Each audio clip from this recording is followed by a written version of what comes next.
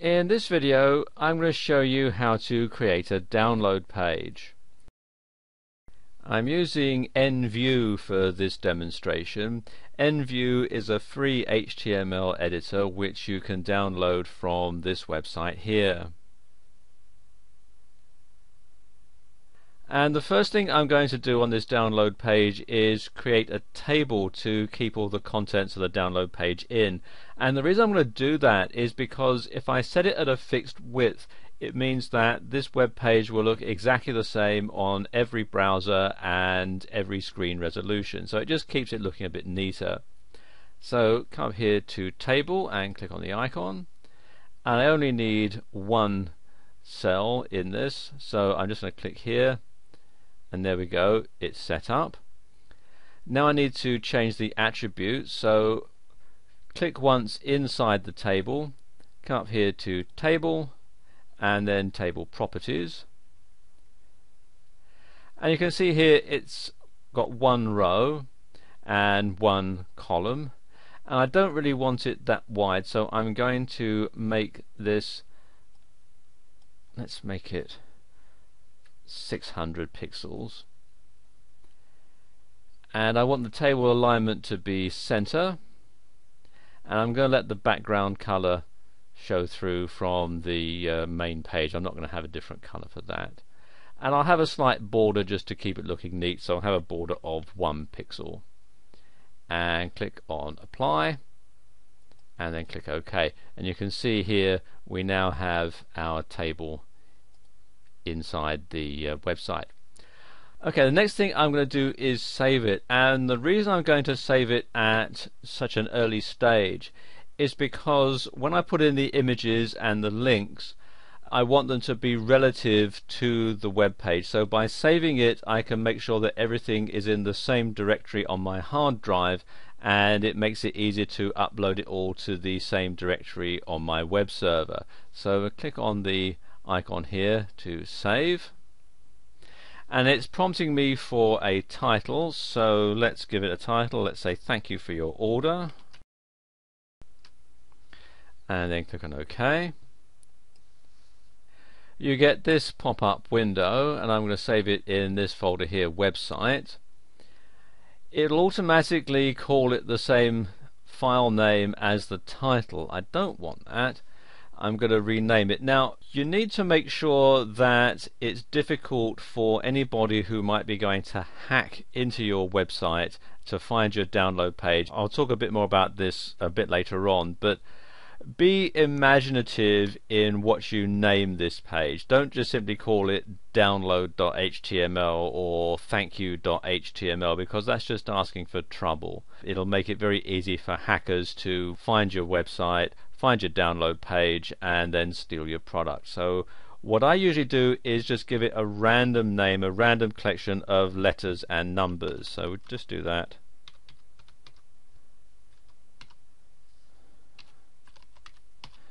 And that makes it very difficult for somebody to hack into it and find my download page. Okay, and click on Save. Right, now we need to start filling in the content for our download page.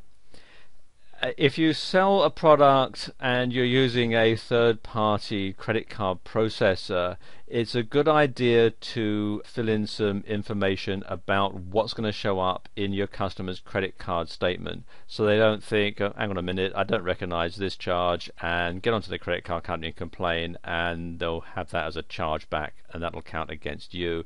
If you're selling a ClickBank product, they absolutely require you to have this. So let's just enter some information in about that. And there we go, that's put in now. Next thing obviously is you want people to know what it is that they've bought, so I find the best way of doing that is to have a picture of what it is that they've just bought. So let's enter a graphic in here now. So click here where it says image, and then we want to choose the file that we're going to import. And you can see it's an ebook that I'm going to sell here, and I've got the cover graphic here which says fantasticcover.jpg or fantasticcover.jpg. So click on that and then click on open. And you can see this little box here is automatically checked that says that the URL is relative to the page location. That way you don't have to put in a great big long URL. We want some alternate text just in case it doesn't load up into the customer's web browser properly. So let's say this is an ebook cover. You can also do an advanced edit by clicking on here. You can show we want the height and width and so on, and the HTML attributes. If you're going to have a link to it, you can put it in here as well. I don't want that in this particular case, so just going to click on OK and then click on OK again. You can see here it's now showing the ebook. I actually want it in the middle, so I'm going to click on it there and then have it aligned center. You can also go into the source code and put in a center tag above and below if you want. Okay, now let's just put some spaces in. Now you need to have the link so that the person can download your product. So we're going to put that in here, and I'm going to put in the instructions. So right click here, and I'm going to make that quite large so people don't ignore it. So I'm now going to increase the font size, so I'm going to click a couple of times there, and then I'm going to link to the product, which is a zip file. So click here on link, and again choose file, and we want to have all files, and this is the one that I'm going to download, fantastic ebook.zip, or what I want the customer to download. So click on that and click on open, and none of this applies, so we'll just ignore all this and click on OK, and there you go, there is the download link. Now if you are selling a product which is going to require some extra software for your customer to use it, it makes sense to include a link to where you can download that particular piece of software. Now there are two pieces of software that the customer of this product is going to need.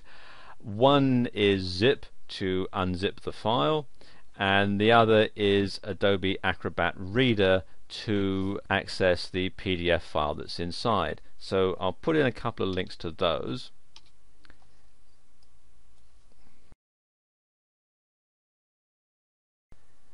Now I'm going to insert the link where people can download zip from. Similar procedure, I'm going to click on the link tab, and I'm going to enter the complete URL into here now. Then you want to have the target where the link is going to be open. I'm going to click this one so that it'll open the link in a new window. And you want to do this if you're going to take people away from your download page so that they don't get lost and then complain that they can't get back to it. So this will open a new window where they can download zip. So we'll click on OK. And I'm going to do the same thing here for Adobe Acrobat Reader. So that's that done. Final thing you need to do is to have a link to your help desk, just in case your customers have problems downloading the file, or it doesn't unzip properly, or it gets corrupted or something like that, so they can get in touch with you easily. So again, similar thing, another link goes in here. There we are, now that's done. So now I need to save it again. And now I can just go ahead and make a few changes to the text to make it look a bit neater. First thing I'm going to do is change the typeface, because I don't really like this one. So I'm going to highlight all of that, and then I go to Format, Font, and then I want this one here, Helvetica Arial, and there we go.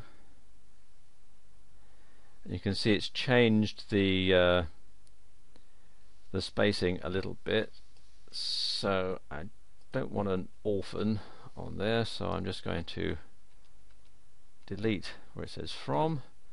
The link will still work, as you can see, and then I'm going to put a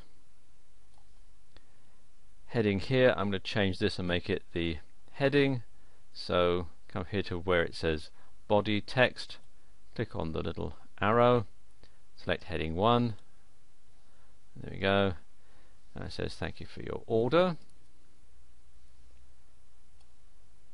and then I'll save that again. Now the last thing to do is to stop the search engines from listing this, and the simplest way to do this is to edit the source code.